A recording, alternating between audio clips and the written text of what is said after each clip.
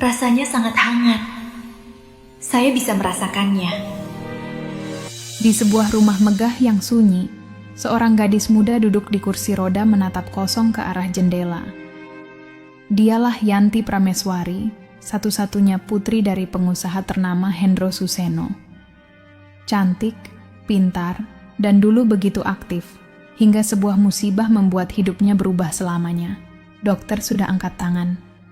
Mereka mengatakan Yanti lumpuh total. Tak ada harapan untuk berjalan lagi. Sang ayah berencana membawa Yanti ke luar negeri, berharap ada keajaiban dari teknologi modern yang bisa menyelamatkan putrinya. Namun, hari itu ada yang berbeda. Seorang pemuda dengan pakaian lusuh dan wajah lelah berdiri di depan pintu. Ia menatap Yanti dengan pandangan iba. Lalu dia mendekat dan dengan suara lembut berkata, "Pak, izinkan saya mencoba. Saya hanya butuh 10 menit untuk menyembuhkan putri Anda." Suasana langsung hening sejenak, sebelum tawa sinis memecah udara. "Lihat dirimu di kaca," ujar seseorang. "Penampilanmu saja seperti orang gila. Mau mengobati siapa?" Ayah Yanti menatapnya tajam, nada jijik terdengar jelas dari suaranya. "Kau pikir anakku bahan percobaan pengemis sepertimu? Pergi, atau kupanggil polisi." Yanti hanya tersenyum miring, menatapnya dari kursi rodanya. "Orang gila di zaman modern ternyata masih ada juga," gumamnya sinis. Tak ada yang tahu, pertemuan sederhana itu akan menjadi awal dari sesuatu yang tak pernah mereka bayangkan. Di depan sebuah rumah sakit mewah, puluhan wartawan berdesakan sambil mengangkat kamera. Mereka meliput berita besar hari itu. Yanti Prameswari, putri tunggal konglomerat terkenal Hendro Suseno, baru saja keluar dari ruang perawatan setelah 3 bulan koma akibat kecelakaan mobil yang mengerikan. Wajah Yanti masih secantik dulu, tapi matanya kosong. Kursi roda kini menjadi tahtanya yang baru, simbol dari harapan yang telah hancur. "Bagaimana kondisi putri Anda, Pak Hendro?" tanya salah satu wartawan. Hendro menarik napas panjang, suaranya berat dan lelah. "Dokter sudah berusaha sebaik mungkin, tapi saraf tulang belakangnya rusak. Mereka bilang, kemungkinan sembuhnya hampir tidak ada." Kerumunan langsung hening. Kilatan kamera menyala, memotret wajah Yanti yang tersenyum tipis menahan getir. Ia mencoba terlihat tegar di depan publik, meski di dalam hatinya dunia telah runtuh. Dulu, ia gadis yang gemar menari, berlari, dan tertawa lepas. Kini, untuk menggerakkan jari kakinya saja, ia harus berjuang. Namun di antara kerumunan itu, ada seorang pemuda sederhana berdiri diam. Namanya Agus.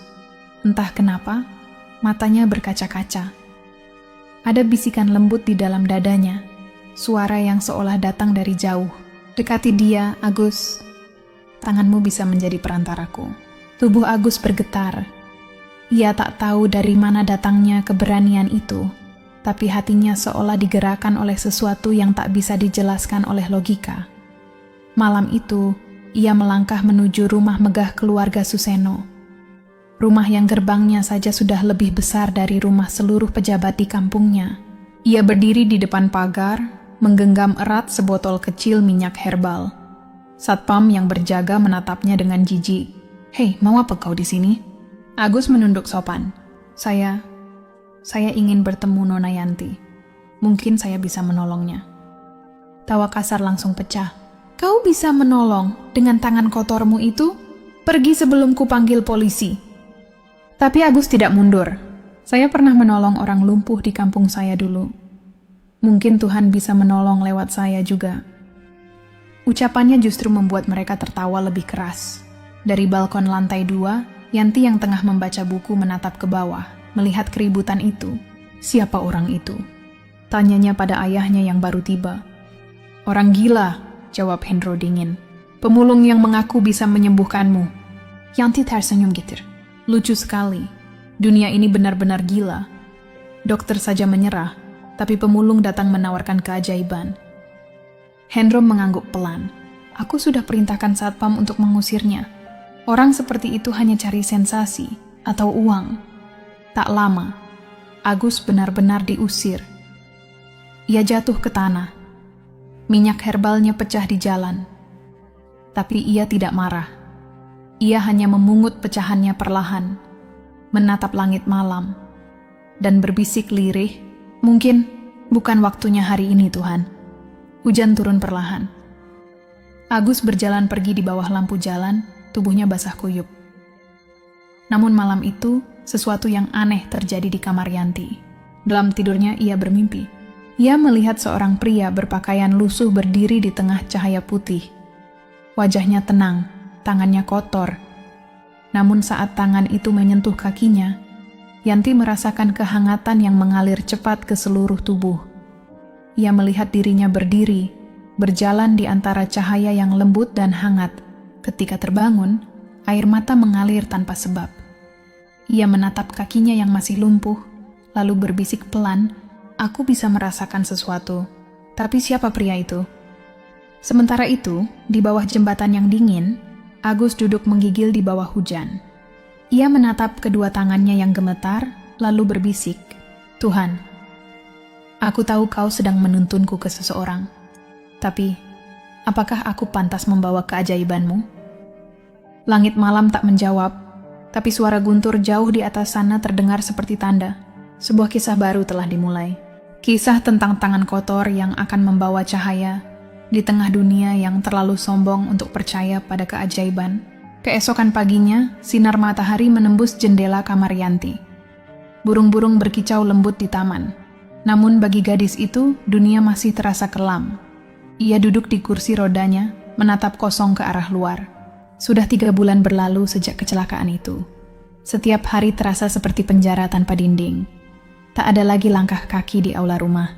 Tak ada lagi tawa di studio tari yang dulu menjadi hidupnya. Tapi pagi itu terasa berbeda. Yanti terbangun dengan jantung berdebar. Ia masih mengingat jelas mimpi aneh semalam. Sosok pria lusuh dengan wajah lembut yang berkata, "Kau tidak lumpuh. Tuhan hanya ingin kau belajar percaya." Ia menatap kakinya lama. Entah kenapa, sekelebat hangat terasa di betisnya. Hanya sedetik, tapi cukup membuat hatinya bergetar. Ia berlari ke ruang tamu dan berkata dengan semangat, "Ayah, aku merasakannya. Aku sungguh merasakannya." Namun Hendro hanya menghela napas panjang. "Itu hanya mimpi, Yanti. Kau terlalu banyak berpikir." "Tapi ayah, aku benar-benar..." "Sudahlah," potong Hendro dengan nada dingin. "Aku tak ingin kau berharap pada hal-hal tak masuk akal." Kata-kata itu menancap di hati Yanti. Ia terdiam, menunduk, menahan air mata yang akhirnya jatuh diam-diam. Sementara itu, jauh di sisi lain kota, seorang pria muda bernama Agus masih memungut botol plastik di trotoar. Sejak malam ia diusir dari rumah megah keluarga Suseno. Bayangan wajah Yanti tak pernah pergi dari pikirannya. Bahkan dalam tidurnya, ia terus melihat mimpi yang sama. Mimpi tentang ibunya yang datang dalam cahaya lembut, tersenyum penuh kasih, dan berkata pelan, "Anakku, jangan berhenti menolong meski dunia menertawakanmu. Di antara hati-hati yang sombong, ada satu yang Tuhan ingin kau sentuh." Kalimat itu terngiang di telinganya setiap hari, seolah menjadi panggilan yang tak bisa ia abaikan. Sejak saat itu, Agus terus kembali ke rumah besar keluarga Suseno. Ia tak memaksa, tak berbicara banyak. Ia hanya berdiri diam di depan pagar, menggenggam botol kecil berisi minyak herbal buatan tangannya sendiri, campuran serai, jahe, dan daun sirih. Kadang ia berdiri hingga larut malam, menatap gerbang besar yang tak pernah terbuka untuk orang sepertinya. Para penjaga sudah hafal wajahnya. "Dasar keras kepala, pergi dari sini!" teriak mereka. Namun Agus hanya tersenyum tenang. "Saya hanya ingin menolong, Pak. Tidak akan lama." Setiap kali diusir, ia pergi dengan kepala tertunduk, tapi hatinya tetap yakin. Tuhan belum selesai dengan kisah ini. Hingga suatu malam, badai besar mengguyur kota. Petir menyambar langit, air hujan mengguyur deras. Di tengah jalan yang tergenang, mobil hitam milik keluarga Suseno tiba-tiba mogok tak jauh dari jembatan. Sopir panik. Mesin tak mau menyala, lampu berkedip-kedip di tengah hujan deras. Dari kejauhan, Agus yang sedang berteduh di bawah pohon melihatnya. Tanpa berpikir panjang, ia berlari mendekat meski tubuhnya basah kuyup. "Pak, boleh saya bantu?" katanya sopan. Sopir itu kaget, nyaris mengusirnya. Tapi sebelum sempat bicara, Agus sudah membuka kap mesin dengan tangan dingin menggigil, melindungi bagian dalamnya agar tidak terkena air. Beberapa kali ia memeriksa kabel dan baterai, lalu mencoba menyalakan mesin. Percobaan pertama gagal, kedua masih mati. Tapi di percobaan ketiga, suara mesin akhirnya hidup. Hendro keluar dari mobil, hendak berterima kasih. Tapi wajah yang dilihatnya membuatnya terdiam. "Kau lagi?" suaranya meninggi. "Iya Pak," jawab Agus lirih. "Maaf kalau saya lancang, saya hanya ingin menolong." "Kau pikir aku akan memberimu uang karena ini?" bentak Hendro. Agus menggeleng pelan. "Saya tidak minta uang Pak. Saya hanya minta satu kesempatan untuk menyentuh kaki putri Anda. 10 menit saja." Suara hujan menggema di antara mereka. Petir menyambar langit, dan kata-kata Agus terdengar seperti doa yang menembus hati Hendro. Untuk sesaat, pria kaya itu terdiam. Ada sesuatu dalam tatapan Agus, ketulusan yang tak bisa dijelaskan, sesuatu yang tak bisa dibeli oleh uang. Tapi gengsi Hendro jauh lebih besar dari keraguannya. "Pergi dari sini," ujarnya dingin. "Aku tidak mau anakku disentuh oleh tangan pengemis." Agus hanya tersenyum lembut. "Baik Pak, tapi jika suatu hari Tuhan memanggil saya lagi ke rumahmu, tolong jangan tolak." Ia menunduk sopan lalu berjalan pergi, meninggalkan jejak lumpur di aspal basah dan perasaan aneh yang tak bisa dijelaskan di hati Hendro. Beberapa hari kemudian, dokter keluarga datang membawa kabar buruk. "Maaf Pak, saraf kaki Nona Yanti semakin melemah. Jika terus begini, bukan hanya tak bisa berjalan, tapi bagian bawah tubuhnya bisa kehilangan sensasi total." Kata-kata itu membuat Hendro terdiam lama. Ia menatap putrinya yang tertidur lemah di ranjang rumah sakit, lalu mengingat kembali tatapan pria miskin itu. Mata yang tak menuntut apapun, tapi membawa keyakinan yang aneh. Hendro memanggil asistennya dengan suara rendah. "Cari orang itu, si Agus.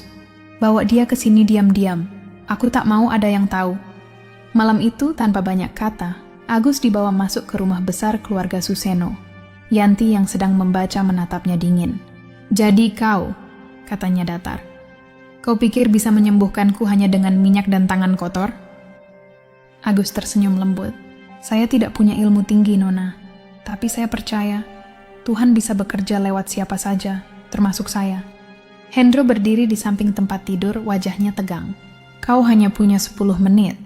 Kalau tak ada perubahan, aku usir kau seumur hidup dari sini."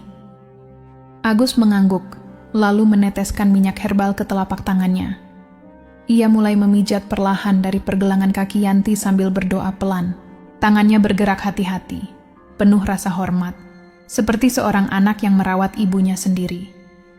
Yanti menutup mata, awalnya karena muak, tapi beberapa detik kemudian tubuhnya tersentak. Apa yang kau lakukan?" Suaranya bergetar. "Saya hanya berdoa," jawab Agus lembut. Hendro menatap kaget, sementara dokter yang mengawasi terpaku pada layar monitor. Grafik saraf Yanti yang selama ini datar, tiba-tiba bergerak.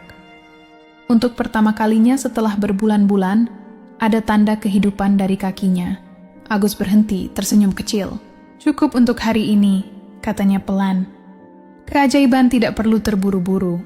Ia menunduk sopan, lalu berjalan keluar tanpa menoleh. Yanti terdiam, menatap kakinya sendiri. Air matanya mulai menetes. "Aku benar-benar merasakannya," bisiknya.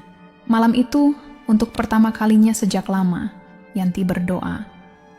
Bukan meminta sembuh, tapi meminta Tuhan menjawab siapa sebenarnya pria bernama Agus itu.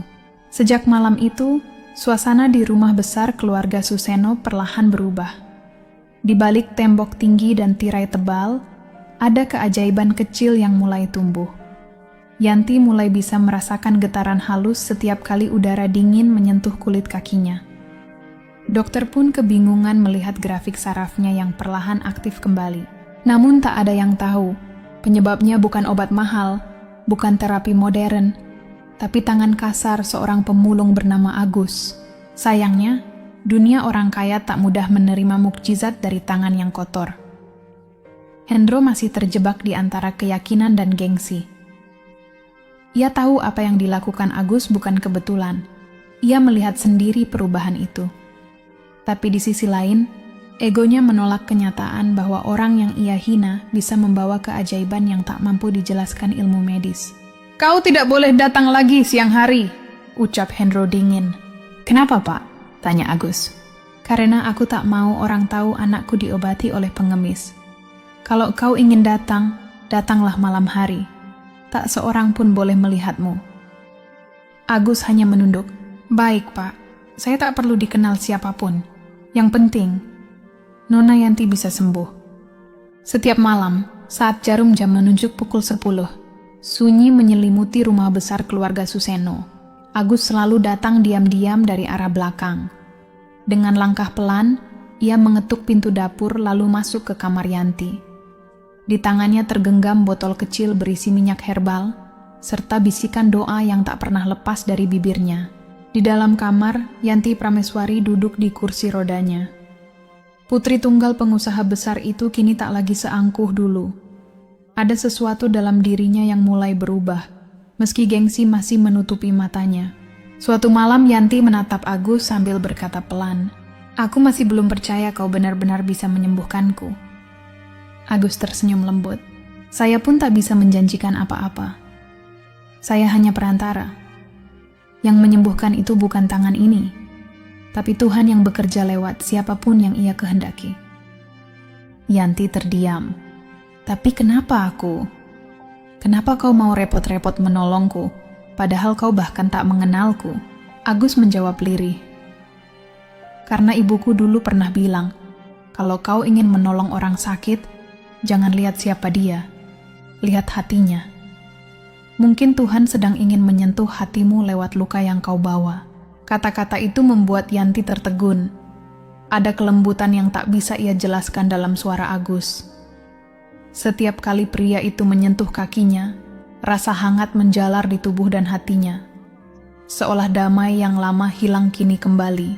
Hari demi hari berlalu. Minggu berganti. Perubahan kecil mulai tampak. Yanti perlahan bisa menggerakkan jari kakinya. Setiap kali berhasil, ia menangis dalam diam. Tapi mereka berdua sepakat menyimpan semua ini sebagai rahasia. Agus datang tiap malam dan pergi sebelum fajar. Tak seorang pun tahu.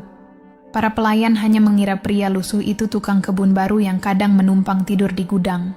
Namun, kabar mulai berembus. Para dokter yang dulu menangani Yanti merasa heran melihat kondisinya yang kian membaik tanpa perawatan medis. Salah satu dari mereka, Dr. Mahendra, mendesak Hendro, sang ayah, untuk pemeriksaan ulang. "Tuan Hendro, saya perlu tahu metode apa yang Anda pakai. Ini di luar logika medis." Hendro menjawab pendek, "Kami hanya berdoa." Namun di hatinya, kegelisahan tumbuh. Ia takut jika rahasia tentang Agus terbongkar, nama besar keluarganya akan tercoreng. Hingga suatu malam, takdir mempermainkan segalanya. Agus datang membawa minyak baru, sementara Yanti tampak begitu bahagia. Ia baru saja berhasil menekuk lututnya untuk pertama kali. Air mata mengalir deras. Tanpa sadar, ia memeluk Agus erat. Terima kasih sudah membuatku percaya lagi," ucap Yanti dengan suara bergetar. Agus tersenyum. "Jangan berterima kasih pada saya. Terima kasihlah pada Tuhan yang mau menyentuhmu." Namun di saat yang sama, pintu kamar terbuka. Hendro pulang lebih awal malam itu. Dan betapa terkejutnya ia ketika melihat seorang pria lusuh memegang kaki putrinya yang hanya mengenakan pakaian tidur. "Apa-apaan ini?"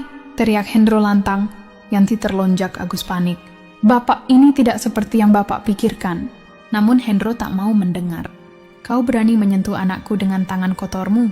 Dasar tak tahu diri. Keluar dari rumahku sekarang juga." Yanti menangis. "Ayah, dia bukan orang jahat. Dia yang membuatku bisa bergerak lagi." Tapi Hendro menggeleng keras. "Cukup, Yanti. Kau hanya berhalusinasi. Tak ada bukti ilmiah dari omong kosong seperti itu." Dengan amarah membara, Hendro menyeret Agus keluar rumah dan memerintahkan satpam untuk memastikan pria itu tak pernah kembali. Di depan gerbang, Agus menunduk diam. Ia tak membalas, tak melawan. Ia hanya berbisik ke langit malam yang diselimuti hujan, "Tuhan, mungkin mereka belum siap menerima keajaibanmu."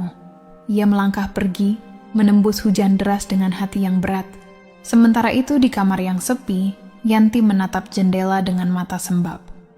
Ia menggenggam botol kecil minyak pemberian Agus dan berbisik, "Kau tidak gila, Agus. Kaulah satu-satunya yang membuatku percaya hidup ini belum berakhir."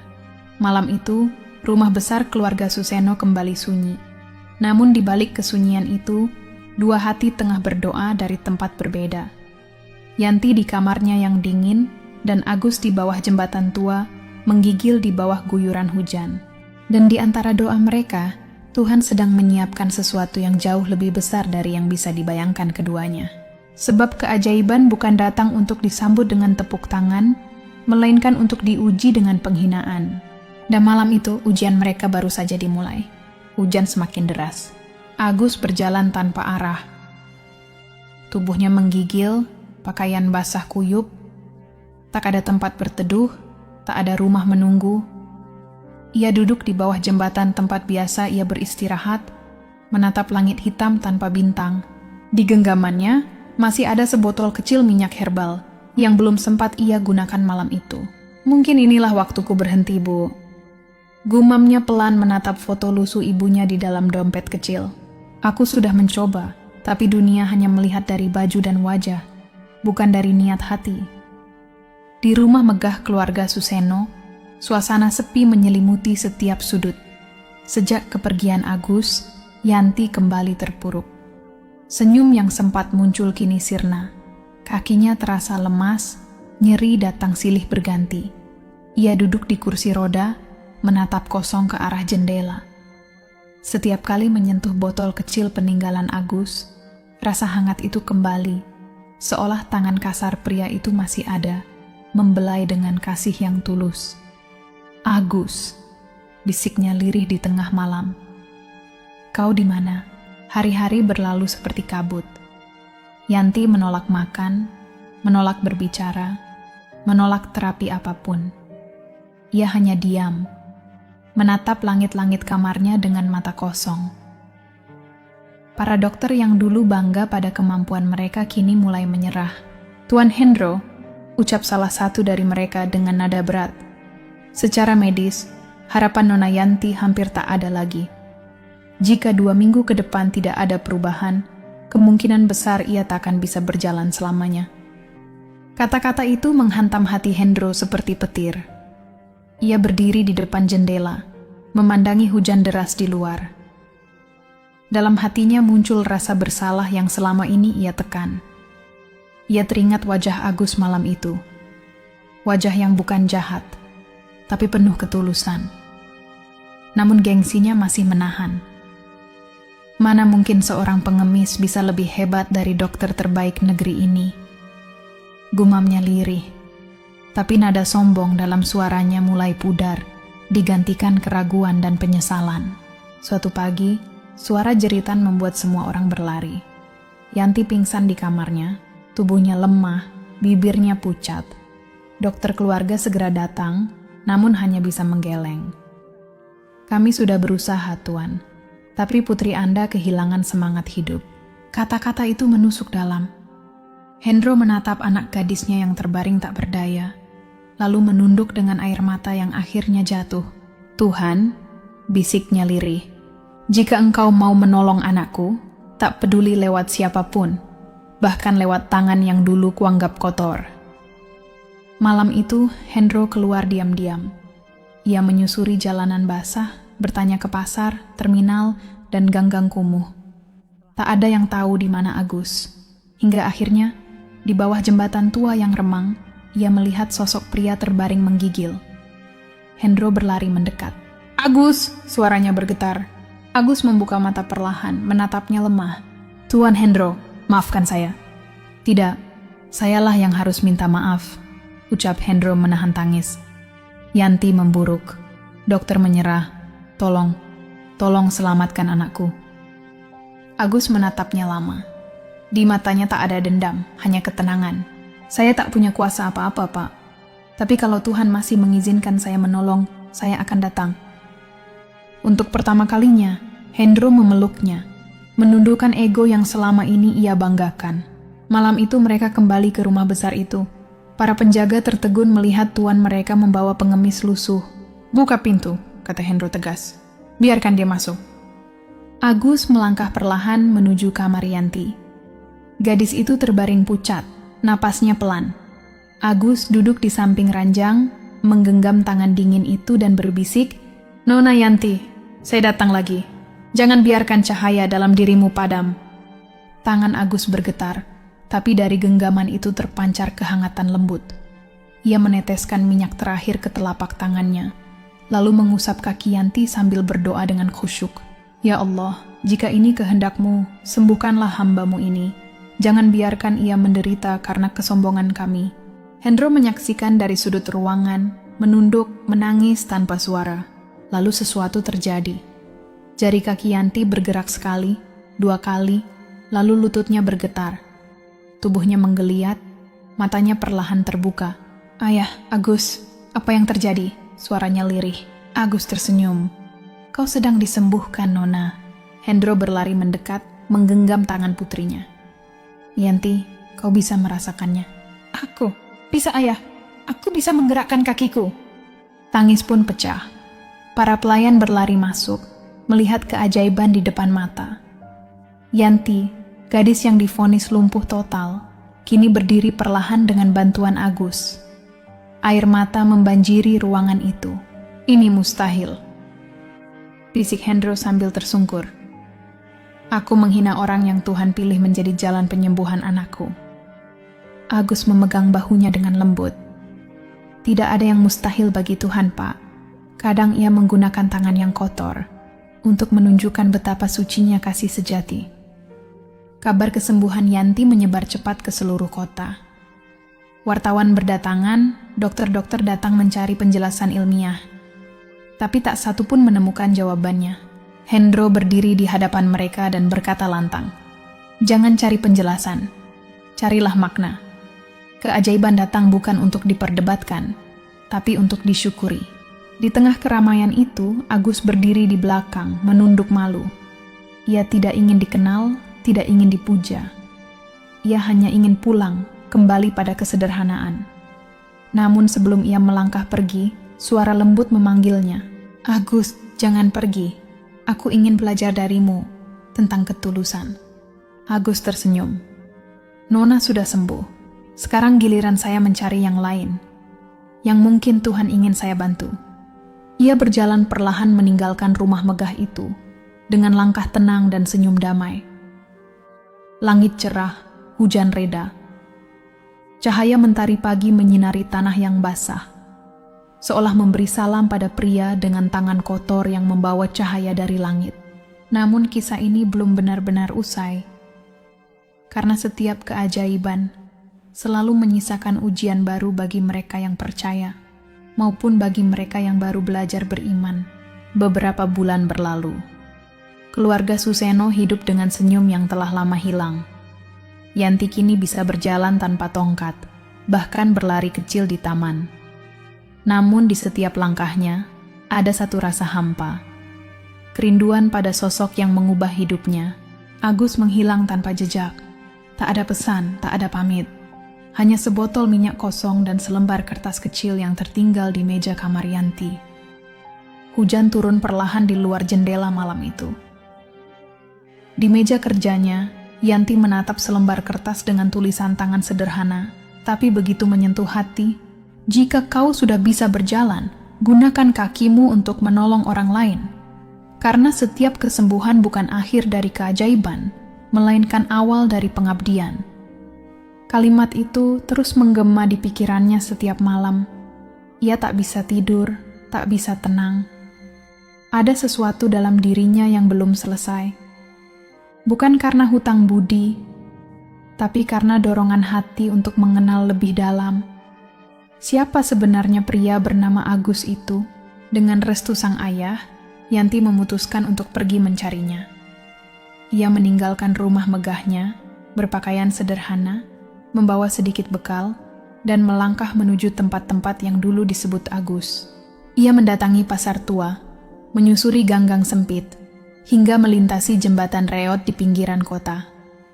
Setiap orang yang ia temui punya kisahnya sendiri tentang seorang pria miskin yang gemar menolong tanpa pamrih. "Oh Agus, dulu dia bantu anak saya sembuh dari demam tinggi," ujar seorang ibu penjual sayur sambil tersenyum. "Dia sering bagi roti buat anak-anak jalanan," tambah seorang kakek penjaga parkir. "Tapi udah lama enggak kelihatan, katanya pergi ke kampung sebelah bantu warga yang kena banjir." Setiap kisah yang didengarnya menambah rasa haru dalam dada Yanti. Ia mulai sadar, pria yang dulu datang dengan pakaian lusuh itu bukan hanya penyembuhnya, tapi juga cahaya kecil bagi banyak orang yang bahkan tak tahu siapa dirinya. Sore itu hujan kembali turun.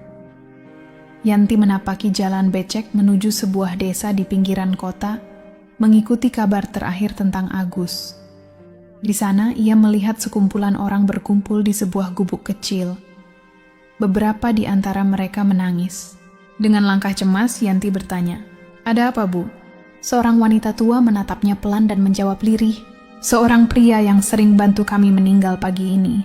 Katanya namanya Agus." Langkah Yanti seketika terhenti. Dunia seolah membisu. Ia berjalan mendekat dengan tubuh gemetar. Dan di dalam gubuk itu, terbaring sosok yang begitu ia kenal, wajah damai milik Agus. Tangannya masih menggenggam kain lusuh dan botol kecil berisi minyak setengah penuh. Yanti berlutut di sampingnya. Air matanya jatuh tanpa bisa dibendung. "Agus, kenapa pergi tanpa pamit? Aku belum sempat berterima kasih." Di sampingnya, seorang anak kecil menatap polos.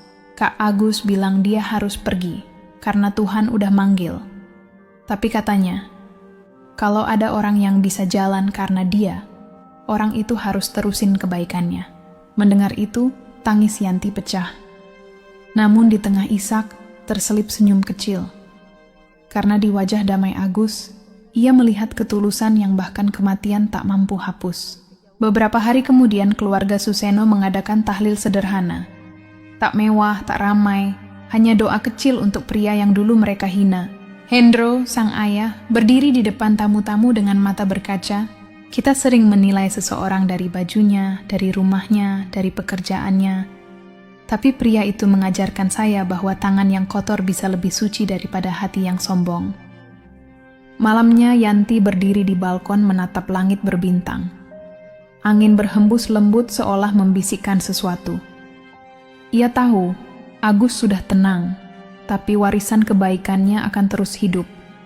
Bukan dalam bentuk harta, melainkan dalam hati mereka yang pernah ia tolong. Sejak hari itu, Yanti mengubah hidupnya. Ia meninggalkan kemewahan, membuka klinik kecil di desa miskin, gratis untuk siapapun yang membutuhkan. Di dinding ruang tunggu, tergantung foto kecil Agus dengan tulisan, "Keajaiban bukan milik orang suci. Keajaiban milik mereka yang mau menolong tanpa pamrih." Orang-orang datang bukan hanya untuk berobat, tapi juga untuk mendengar kisah tentang seorang pria miskin yang menyembuhkan gadis kaya dan hatinya dari kesombongan. Suatu sore, Yanti duduk di teras klinik, melihat anak-anak berlarian riang. Seorang bocah datang membawa bunga liar. "Kak Yanti, ini buat Kak Agus," katanya polos. Yanti tersenyum, menerima bunga itu, lalu meletakkannya di bawah foto Agus. "Terima kasih, dia pasti senang di sana." Ia menatap langit sore yang memerah dan berbisik pelan, "Agus, kau tak pernah benar-benar pergi. Kau hidup dalam setiap kebaikan yang kau tanam." Dan entah mengapa, di tengah keheningan itu, Yanti merasakan hangat lembut menyentuh bahunya. Seperti dulu, saat Agus memegang kakinya. Sebuah keajaiban kecil yang tak terlihat, tapi nyata. Malam itu Yanti menulis di buku hariannya, "Dulu aku sombong, buta oleh kemewahan. Tapi Tuhan menurunkanku ke titik terendah, agar aku tahu arti menjadi kecil. Dari tangan yang kotor, aku belajar arti suci. Agus bukan malaikat, tapi Tuhan menaruh cahaya di dalam dirinya. Dan tugasku kini hanya satu, menjaga agar cahaya itu tak padam." Ia menutup bukunya, menatap langit yang mulai gerimis. Hujan turun lembut seperti air mata syukur. Dan di bawah rinainya, gadis yang dulu lumpuh kini berdiri tegak. bukan karena mukjizat fisik semata, tapi karena hatinya telah sembuh dari penyakit paling berbahaya, kesombongan dan ketidakpedulian. Dan di antara rintik hujan, seolah terdengar suara lembut berbisik, "Jangan berhenti menolong Yanti. Di setiap tangan yang terulur, ada aku di dalamnya." Yanti tersenyum, menatap langit, dan tahu, entah itu suara Agus, atau mungkin suara Tuhan sendiri yang berbicara lewat kenangan. Teman-teman, dari kisah ini kita belajar satu hal, tutup narator dengan lembut. Jangan pernah menilai seseorang dari luarnya, karena bisa jadi tangan yang tampak kotor justru menyimpan hati paling suci.